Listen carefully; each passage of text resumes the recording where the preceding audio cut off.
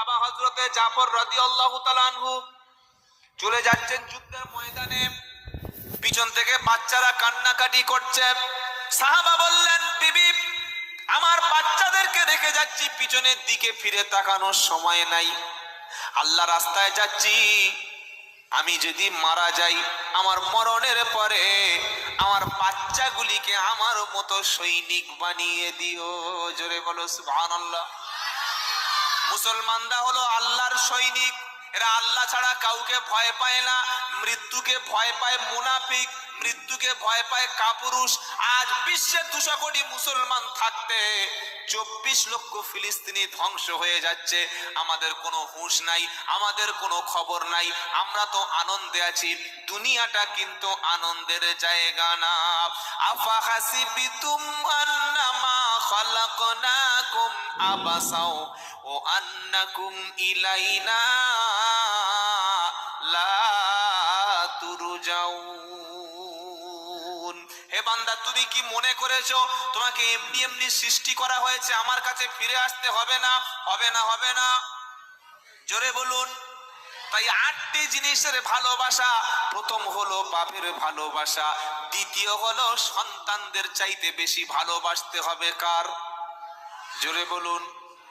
3 নম্বর আযওয়াজুকুম, তোমার স্ত্রীর ভালোবাসা যেন আল্লাহ এবং রাসূলের চাইতে তোমার কাছে না বেশি হয়। ও আশিরাতুকুম, তোমাদের নিকট আত্মীয়র ভালোবাসা যেন আল্লাহ এবং রাসূলের চাইতে তোমাদের কাছে না বেশি হয়।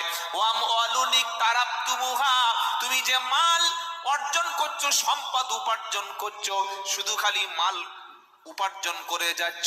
মাসে 30,000, 40,000, 60,000, 70,000, 1 লাখ, মাসের শেষে গুনে বলছে সামনে মাসে ইনশাআল্লাহ আরো বেশি উপার্জন করব। এই মাল কিয়ামতের দিন মুসিবত হয়ে দাঁড়াবে। আল্লাহ বলছেন, মাল তোমাকে আল্লাহ রাস্তা থেকে চাওয়া ভুলিয়ে দিয়েছে, ও মাল কিয়ামতে কোনো উপকারে নাই।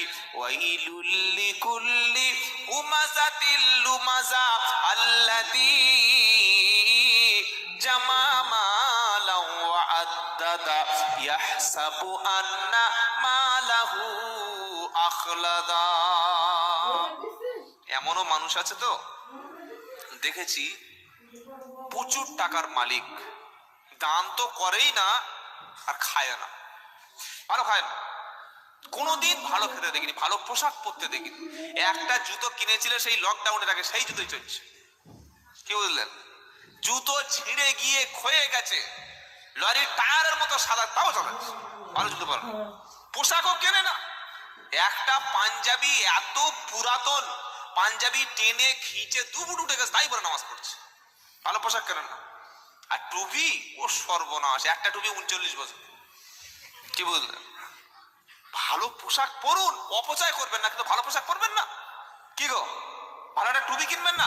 জানাজার নামাজ পড়তে গেছে, পকেটে রুমাল ছিল, মাথা রুমাল দিয়ে নামাজ পড়ছে। ছি ছি ছি ছি ছি, তওবা তওবা। আল্লাহ বলছেন, ওয়াইলুল লিকুল্লি হুমাযাতিল লুমাযা, ওরে মাল তোমার ধ্বংসের কারণ হবে, তাদের জন্য ধ্বংস যারা সামনে পিছনে নিন্দা করে। আর আল্লাযী জামা মালাও ওয়া আদ্দাদা, যারা শুধু খালি মাল জমা করে আর গণনা করে, মাসের শেষে উফ আরেকটু করলে 50,000 হয়ে যেত, তারপরের মাসে টার্গেট 1 লাখ, তারপরের মাসে টার্গেট 2 লাখ টাকা। এত মাল জমিয়ে গেছে। আল্লাহ বলছেন, জমায় আর গুনে, জমাচ্ছে আর গুনছে, খালি গুনে যাচ্ছে, একটা টাকা 20 বার গুনছে। এই 1 সপ্তাহ আগে আমার প্রোগ্রাম ছিল, সাউন্ডটা বন্ধ হয়ে গেছে। 1 সপ্তাহ আগে আমার প্রোগ্রাম ছিল দিনাজপুরে। ওটা ওই পর্যন্ত থাক, বলবো না, আবার সব মিডিয়া ফিডিয়া ব্যাপার, কোথায় আবার শুনে আমাকে গালাগালি করবে। তো আমি টাকা কারোর কাছে ডিমান্ড করে যে আমার এত দিতে হবে, আমি ও বক্তা নই, ব্যবসায়ী লোক, যে বাবা আমার 20 দিতে হবে, 30 দিতে হবে, 10 না দিলে যাবো না, না দিলে ওর বক্তা আমি নই। কোরআনের জন্য, দিনের জন্য কথা বলবো, আলহামদুলিল্লাহ মানুষ তো দিচ্ছে আমার। কি গো, আমি তো না খেয়ে মরছি না, আল্লাহ তো খাইয়ে দিচ্ছে কোনো রকমে, তা কেন আমাকে এত টাকা চাইতে হবে? কেন, লোক দেবে। এবার ওরা কত 15 না কত এরকম একটা দেওয়ার কথা ছিল, আর ওখানে প্রচুর গাড়ি ভাড়া। দিনাজপুর যাওয়া মানে আমার বাড়ি থেকে প্রায় 450 কিলোমিটার গাড়ি যেতে হবে, 10 ঘন্টা সময়।